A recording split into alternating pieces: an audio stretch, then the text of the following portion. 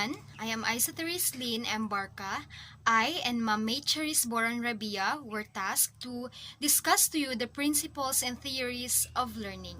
Without further ado, let's get started. Principles and theories of learning. There are three principles and theories of learning: the classical conditioning theory, the operant conditioning theory, and lastly, the social learning theory. Before we discuss those principles and theories, let's have unlocking difficulties and let us define these words. Stimulus, a thing or event that evokes a specific reaction in an organism. Response, a reaction to an organism or mechanism to a specific stimulus. The first principle and theory of learning is classical conditioning theory. Classical conditioning theory is a learning process that occurs through association between an environmental stimulus and naturally occurring stimulus. The proponent of classical conditioning theory is Ivan Pavlov, a Russian psychologist in year 1849 to 1936. He classical conditioned dogs using salivary reflex. This picture illustrates how Pavlov did his experiment. So as you can see, there is a dog facing an observation screen, and in a table, there is a container or meat powder, or let's just say dog food. Attached to the mouth of the dog is a device to count the drops of saliva, and the device is connected to the revolving drum for recording responses. Dito tinetest ni Pavlov if there is an increase of salivation sa aso if merong pagkain sa harap niya. This is the Pavlovian conditioning. Number 1. Before conditioning. The food there is the unconditioned stimulus, and the response of the dog, which is the salivation, is the unconditioned response. Number 2. Before conditioning. The bell is the neutral stimulus, and since there is no association yet, there is no responsive salivation na nangyari sa aso, so therefore, there is no conditioned response. Number 3. During conditioning. So ipagpalagay natin yung owner ng aso, niring yung bell, then binigay yung food, then there is salivation na nangyari sa aso, so the salivation of the dog is the unconditioned response. Number 4. After conditioning.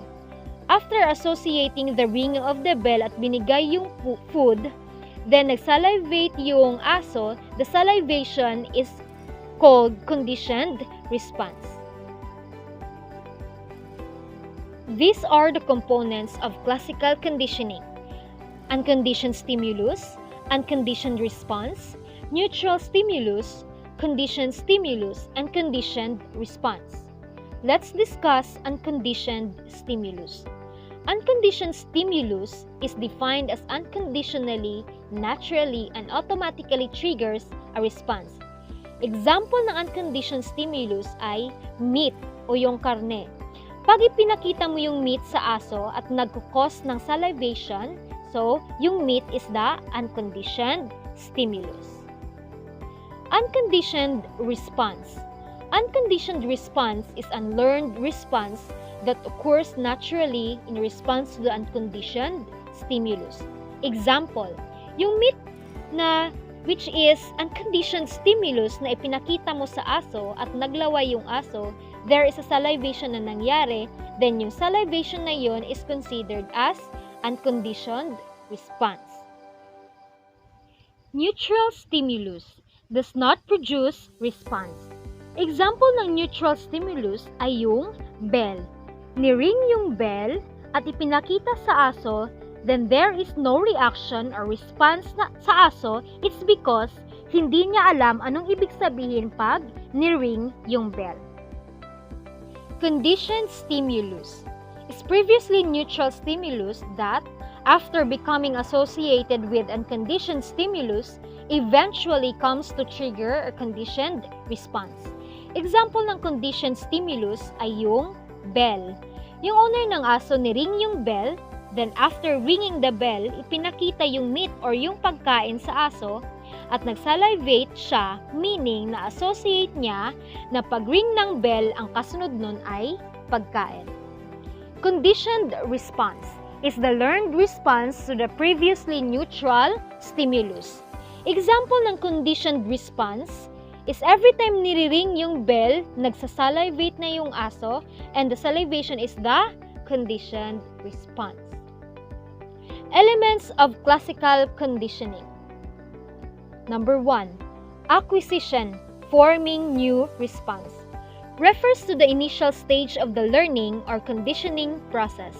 In this stage, particular response is being associated with particular stimulus to the point where we can say the organism has acquired the response.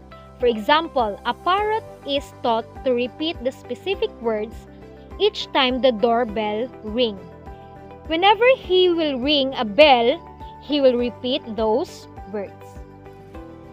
Extinction, weakening conditioned response, is when the occurrence of the conditioned response decrease or disappear. In classical conditioning, this happens when a conditioned stimulus is no longer paired with an unconditioned stimulus. For example, if doorbell is replaced with knocking of the door, the parrot will forget talking in response to the doorbell after 4 to 6 months of this change. Spontaneous recovery, resurrecting responses, is the reappearance of the conditioned response after a rest period or period of lessened response. For example, the doorbell ring again and the parrot is told to repeat the words each time the bell rings.